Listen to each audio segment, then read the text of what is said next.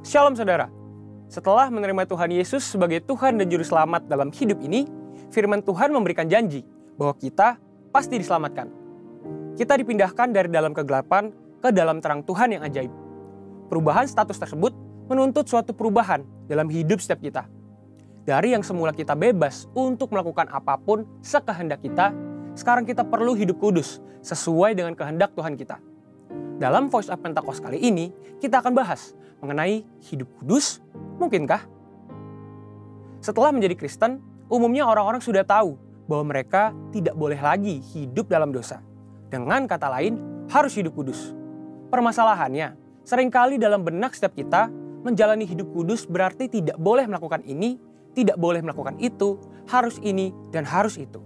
Yang daripadanya dapat dibuat satu list yang panjang dengan suatu pemikiran bahwa jika kita penuhi list tersebut, maka kita akan menjadi kudus dan berkenan pada Tuhan.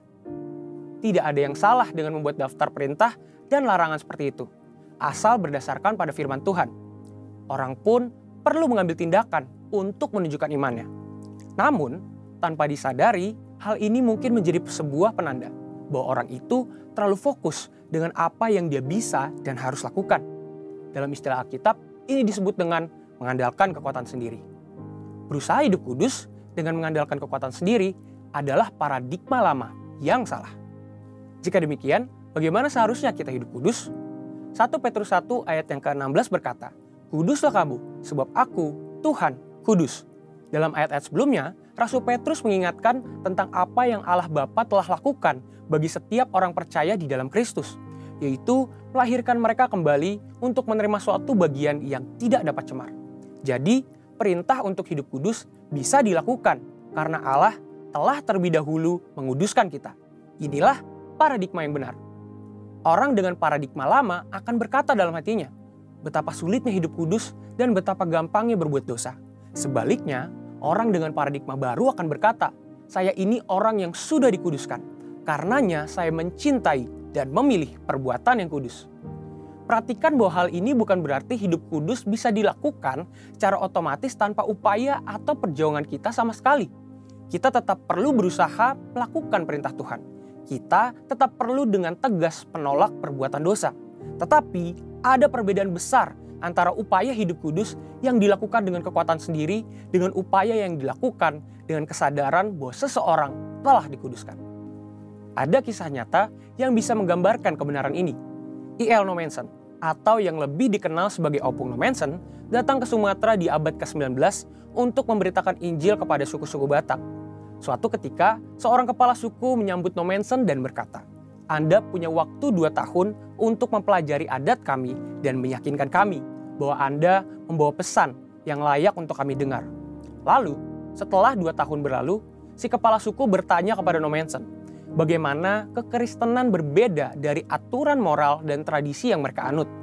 "Kami sudah tahu apa yang benar," ucap si kepala suku.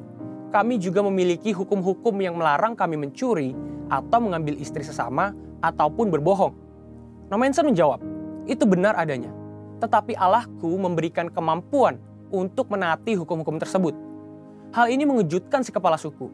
"Bisakah engkau mengajari orang-orangku untuk hidup lebih baik?" "Tidak, saya tidak bisa," jawab Nommensen. "Tapi kalau mereka menerima Yesus Kristus, Allah akan memberikan mereka kekuatan untuk melakukan apa yang benar." Si kepala suku kemudian mengundang Nommensen untuk tinggal selama 6 bulan lagi. Dalam kurun waktu itu, Nommensen memberitakan Injil dan mengajar orang-orang di kampung tentang bagaimana Roh Kudus bekerja dalam kehidupan orang Kristen. "Kamu boleh tinggal selama yang kamu suka," ujar si kepala suku. "Agamamu lebih baik dari agama kami, karena Allahmu berjalan bersama manusia dan memberikan mereka kekuatan untuk melakukan hal-hal yang ia minta." Haleluya! Paradigma yang baru tentang apa yang Allah telah lakukan untuk kita menentukan apa yang akan kita kerjakan dalam hidup ini. Hal ini sesuai dengan yang dikatakan Dr. Stephen J. Lawson, "A high view of God leads to high worship and holy living, but a low view of God leads to trivial worship and low living." Yang berarti, pandangan yang tinggi tentang Allah akan menghasilkan penyembahan yang tinggi dan kehidupan yang kudus. Tetapi pandangan yang rendah tentang Allah akan menghasilkan penyembahan yang pura-pura dan kehidupan bermoral rendah. Saudara, untuk penjelasan lebih lengkapnya dari tim teologi kami, silakan klik link yang ada di atas atau scan QR Code yang tersedia. Tuhan Yesus memberkati.